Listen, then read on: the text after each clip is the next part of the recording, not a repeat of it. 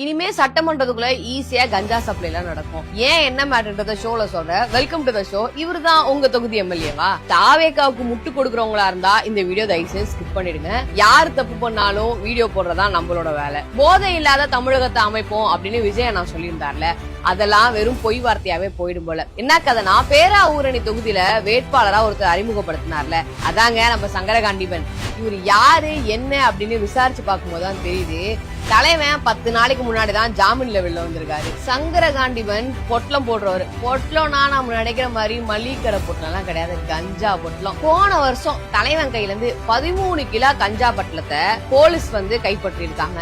அப்புறம் ஒரு அரெஸ்ட் பண்ணி ஜெயிலுக்கு அனுப்பி இப்பதான் 10 நாளைக்கு முன்னாடி வெளில வந்திருக்காரு. போதா குறைக்கு கொலை கொள்ளை ஆள் கடத்தல்னு இவர் மேல 10 கேஸுக்கு மேல இருக்குதாமா. இந்த லட்சணத்துல இந்த சாரு பேராவூரணி தொகுதிக்கு எம்எல்ஏவாகும். காசு இருந்தா போதும், யாரு வேணாலும் தலைவன் ஆயிரலாம். இதுக்கு முன்னாடி பாஜகல விவசாய அணி செயலாளரா இருந்திருக்காரு. கஞ்சா விக்கிறவனுக்கு எல்லாம் சீட்டு குடுக்குறீங்களே அப்படின்னு சொல்லிட்டு தாவேக்காக்குள்ளேயே கொஞ்சம் அரசல் புரசலா ஒரு சில வாக்குவாதங்கள் போயிட்டு இருக்கான்.